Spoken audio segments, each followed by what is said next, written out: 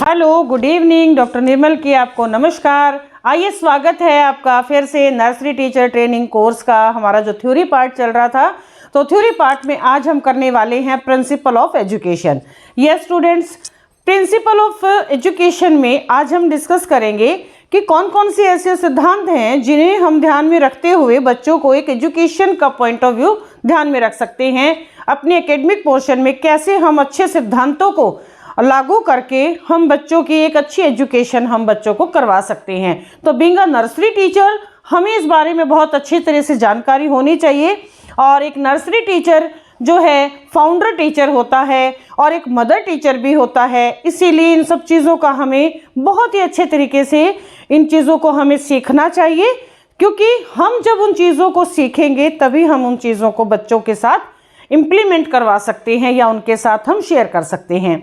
तो वैसे तो मैं सिद्धांतों की बात करूं तो बहुत ज़्यादा सिद्धांत हैं, लेकिन बेसिकली यहाँ मैं कुछ इंपॉर्टेंट जो हमारे प्रिंसिपल्स हैं मैं उनके ही डिस्कशन यहाँ पे करने वाली हूँ। तो लेट्स स्टार्ट। हमारा पहला जो प्रिंसिपल है that is preparation for change. Yes, education हमें बदलाव के लिए तैयार करती है और एजुकेशन का यह सिद्धांत है कि एजुकेशन के बाद हम अपनी लाइफ में एक परिवर्तन महसूस करते हैं, एक परिवर्तन व्यवहार में आता है। इसी परिवर्तन का एक एकेडमिक जो एक सेक्शन है उसमें टीचर कैसे इसमें अपना रोल अदा करता है, ये काम करता है लेसन प्लान के थ्रू। डे टू डे जो लेसन हम अपने बच्चों के लिए तैयार करेंगे उसमें अपना टीचर्स को किस तरह से अपनी भागीदारी निभानी है, इस सिद्धांत पे काम करता है कि हम अपने बच्चों को नर्सरी लेवल पर, यूकेजी लेवल पर और इन सब चीज़ों को हम धीरे धीरे कैसे अपने डे टू डे रूटीन में लेसन्स को प्लान करना है, कौन से करिकुलम का कौन सा हिस्सा हमें किस लेवल पर टीच करवाना है। ठीक है। दूसरा हमारा जो आता है principal that is development of individuality. Yes, यह है व्यक्तिगत तौर पर। ऐसा नहीं है कि हमारी कक्षा में हमारे पास 25 बच्चे हैं तो हमने 25 बच्चों को अपना लेसन डिलीवर कर दिया, दैट्स इट। नो, हमारा जो सिद्धांत है वो कहता है कि हमें एक एक बच्चे को पूरी तरह से शिक्षित करना है। उसे हर चीज़ जो हमने अपना लेसन प्लान किया है, हमारा जो ऑब्जेक्टिव है वो हर बच्चे को उस लेवल तक लेकर आना है जिस लेवल तक का हमने प्लान किया है, ऑब्जेक्टिव निर्धारित किया है।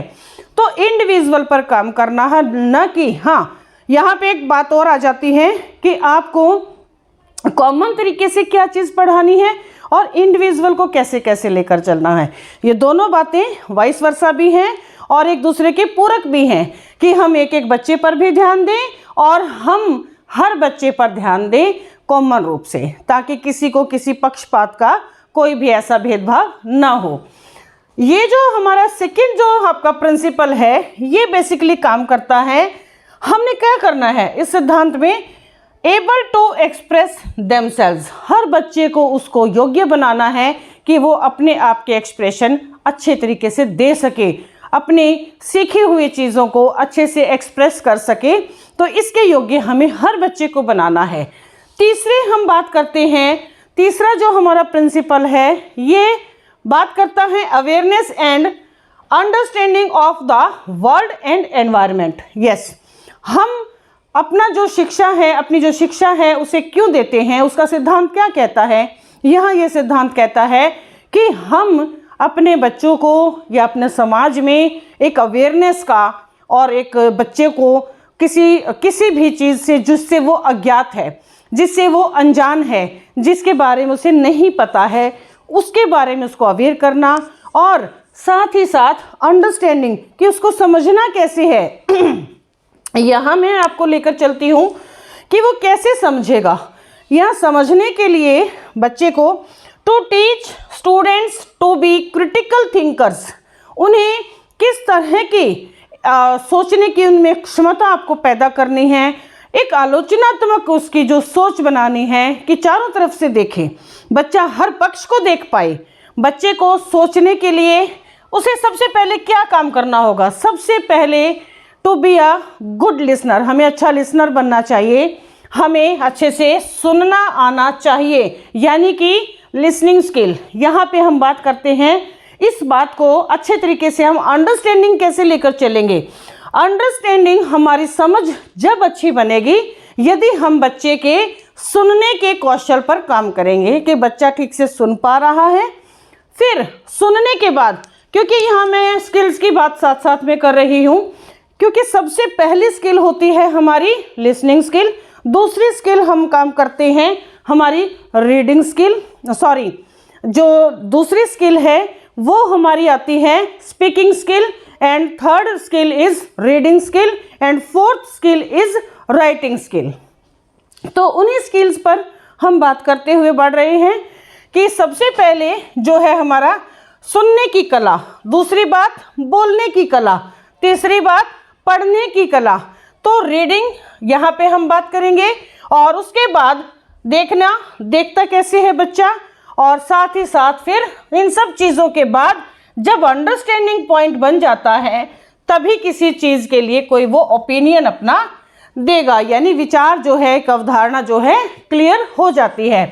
एज अ एग्जाम्पल, यदि हम कहते हैं कि किसी भी पशु के बारे में बच्चों को बताते हैं, जैसे 4 टांगों वाला बच्चे के सामने कोई गाय खड़ी है, ठीक है, तो गाय का कलर यदि उसका ब्राउन है या फिर वाइट है या फिर ब्लैक है, तो नेक्स्ट जब भी किसी बच्चे को हम जिसके बारे में हमने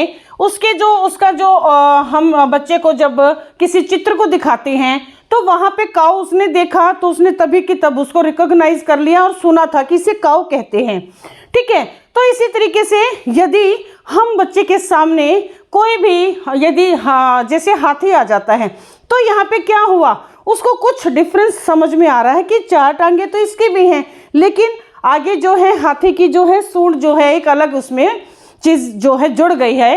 तो यहाँ पे इन चीज़ों का बच्चे की अंडरस्टैंडिंग कब बनती है, जब बच्चा ध्यान से सुनना, ध्यान से समझना, ध्यान से पढ़ना, ध्यान से देखना और फिर अपना एक ओपिनियन क्रिएट करना। तो एक प्रिंसिपल ये कहता है कि हम बच्चों को इस तरीके से पढ़ाएं जिससे कि उनकी अंडरस्टैंडिंग भी अच्छी बने और वो वर्ल्ड को समझें और पूरे एनवायरनमेंट को अडॉप्ट करें, ठीक है। यहाँ एक 3H फार्मूला का मैं जिक्र करती हूँ। 3H formula that is given by Mahatma Gandhi, जिसमें कि हम बात करते हैं जो 3H है, इसमें फर्स्ट जो H है that is head, and second जो H है that is hand, and third जो H है दैट इज हार्ट। अब यहाँ पे आप देखिए कि इन तीनों H का कॉम्बिनेशन यदि हम अच्छे तरीके से बच्चों के साथ लेकर चलते हैं तो हेड यानी कि हमारी जितने भी ज्ञानेंद्रियां हैं उसके पास जो हेड में जो भी मैसेज जाएगा वो देखने से, सुनने से और बोलने से और छूने से, महसूस करने से ही जो मैसेज हमारे हेड में जाते हैं, उसके बाद ही हेड जो है आदेश देता है शरीर को इम्प्लीमेंट करने के लिए, तो हैंड चलेगा, ठीक है, क्रियात्मक। और फिर जो तीसरा, अगर उसके साथ जब आपका भावनाएं जब जुड़ जाती हैं तो हार्ट की उसके साथ जो है मेल जोल जो है, तो तीनों H जब मिल जाते हैं तो बच्चे का लर्निंग प्रोसेस और भी मजबूत हो जाता है। यहाँ में चौथा जो हमारा पॉइंट है, प्रिंसिपल है, बात करना चाहूँगी कि acquisition and application of knowledge and skills. यहाँ जो चौथा हमारा जो प्रिंसिपल है ये किस तरह से वर्क करता है, that is based on this process is to start with small things like, छोटी छोटी चीज़ों से बच्चे को कैसे सिखाना है। छोटे से ये एक सिद्धांत है, प्रिंसिपल है कि हमारा जो एजुकेशन है कैसे सिखाते हैं हम, सरल से कठिनता की ओर, ठीक है। तो easy to hard and small to bigger, तो इस तरह से ये सिद्धांत काम करता है। हमारा जो ये सिद्धांत है चौथा सिद्धांत, जिसमें हम कर सकते हैं, यहाँ पे बच्चा करता है कैन लर्न क्विकली, जल्दी सीखेगा। जब हम छोटे छोटे पार्ट्स को सिखाना शुरू करेंगे और एज के अनुसार जब छोटी छोटी चीज़ों को कैसे ऐड ऑन करते चलते हैं, तो लाइक हाउ टू काउंट, कैसे काउंट करते हैं, ये एक एग्जाम्पल है। And last principle is grouping and assimilation. Yes, grouping and assimilation. This point is based on completely environment and peer group and the behavior of the teacher and students. तो यहाँ हम बात कर सकते हैं it involve grouping students bye their skills level. यहाँ हम एक बात को यहाँ डिस्कशन करेंगे कि किस तरह से स्टूडेंट का, मान लीजिए एक स्टूडेंट बहुत ही अपर लेवल का है और उसके जो ग्रुप में जो बच्चे हैं वो लो लेवल के हैं, तो यहाँ पे बच्चे के साथ क्या हो जाएगा, लैकिंग हो जाएगी, वो पिछड़ जाएगा। लेकिन कई बार क्या होता है कि बहुत ही जो बच्चे हैं, यहाँ पे एक वाइस वर्सा भी हो सकता है, वो बच्चा उन सब में बहुत ज़्यादा टॉप में भी आ सकता है या फिर डाउन में भी रह सकता है, तो दोनों बातें हो सकती हैं। तो ये जो सिद्धांत है ये सिखाता है कि किस तरह से आपको ग्रुप में बच्चों को पीयर ग्रुप में एक लेवल में कैसे लेकर चलना है, उनको ग्रुप में किस तरह से बच्चों को एनवायरनमेंट में सेटल होना है, एसिमिलेशन यानी अनुसरण करना है, किस तरीके से आत्मसात करना है, कैसे सबके साथ मेलजोल बना के बैलेंस लेकर चलना है। तो ये हमारे सिद्धांत थे और इन्हीं सिद्धांत के साथ बेसिकली बहुत सारे सिद्धांत हैं, तो इतना हम इसमें वीडियो में नहीं कर सकते। इसके बाद जो अपना टॉपिक है इसको आगे डिटेल्स में पढ़ेंगे तो वो सब चीज़ें आपको दिखाई देंगी, उसको एक्सप्लेनेशन में मिलेगा। यहाँ पे आप साथ ही साथ पढ़ेंगे विवेकानंद का थ्योरी, और साथ ही साथ इसमें दिया हुआ है अपना जो हमारे महात्मा गांधी जी हैं उनको पढ़ेंगे, साथ ही साथ इसमें पढ़ेंगे रविंद्रनाथ टैगोर का। तो सभी की थ्योरी दी हुई है जिनके आधार पर हमारे जो सिद्धांत हैं जो तैयार होते हैं।